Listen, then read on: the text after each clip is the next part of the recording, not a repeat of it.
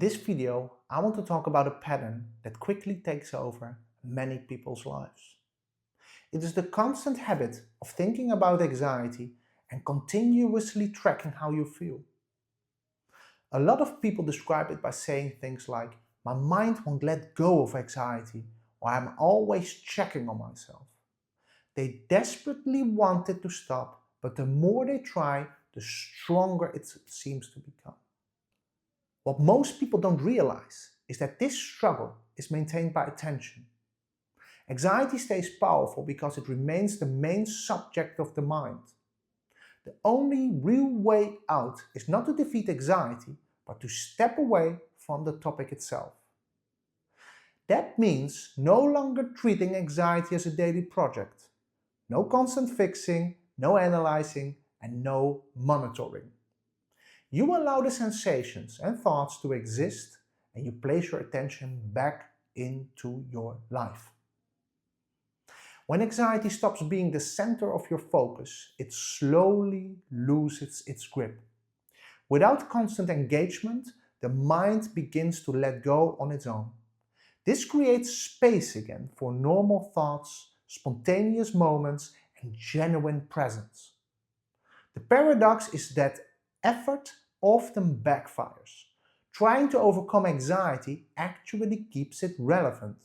The brain learns that this subject matters, so it keeps bringing it forward. Learning about anxiety can be very useful in the beginning, and understanding what is happening removes the confusion and fear. But at a certain point, learning turns into a fixation. People read endlessly, watch video after video, revisit the same explanations, and scroll through forums late into the night. They chase the calm they once felt when something finally made sense. And when that relief fades, they assume they need more information, a new insight, a better method, or a different approach. Some people believe there must be a final answer that will suddenly make everything stop. So they move from therapist to therapist, from program to program, hoping the next one will be the solution. Over time, anxiety becomes the organizing principle of life, and thoughts automatically circle back to it. Checking and analyzing happen without conscious choice. This isn't weakness, it's exhaustion mixed with fear. People are afraid that if they stop trying, they will never ever recover. I know this pattern intimately. For years, my entire day revolved around my internal state. I believed thinking was the way out. I carried explanations, techniques, and rules in my head everywhere I went. Nothing was ever neutral, and everything was filtered through the question, how do I feel right now? Looking back, I wasn't living, I was managing myself and my symptoms. Eventually, the effort became unbearable, not because anxiety disappeared, but because the constant mental work drained everything else. I reached a point where I could see clearly that searching wasn't helping anymore.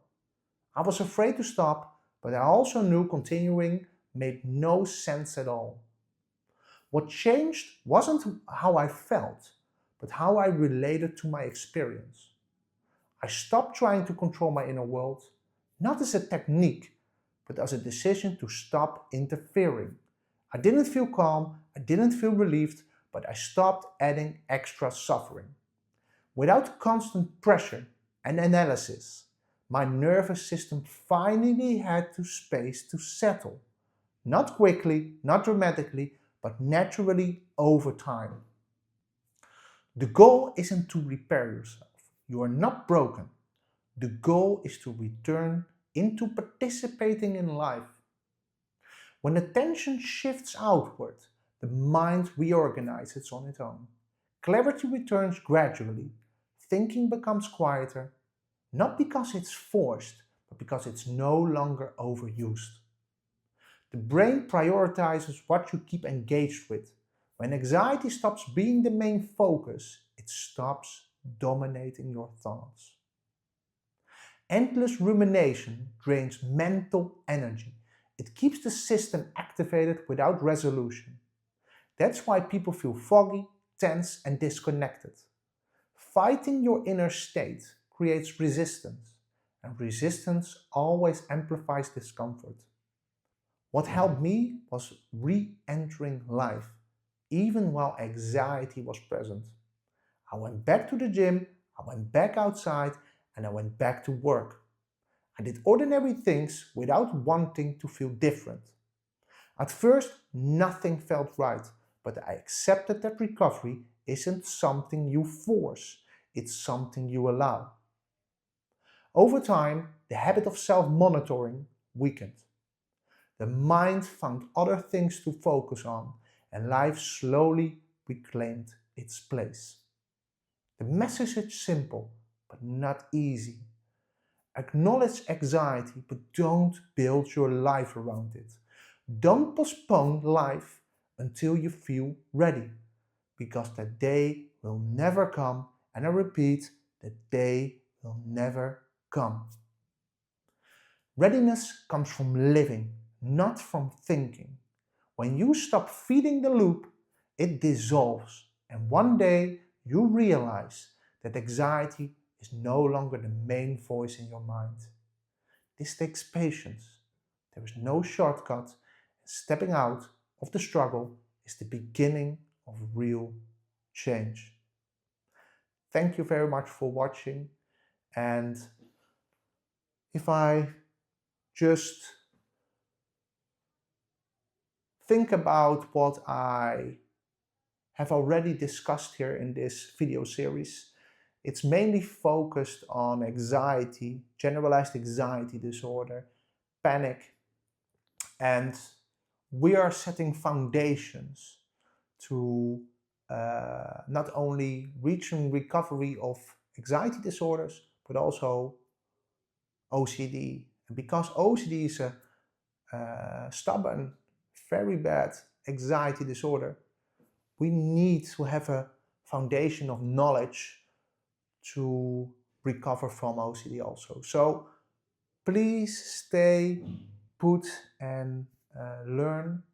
And in the next couple of videos, I will discuss more about OCD in general, and specifically we will discuss topics around obsessions, compulsions, different themes, and so on. So thank you very much, and if you have any questions, please reach out. I also offer one-to-ones, and please send me a message or an email, info@ocdclarity.com.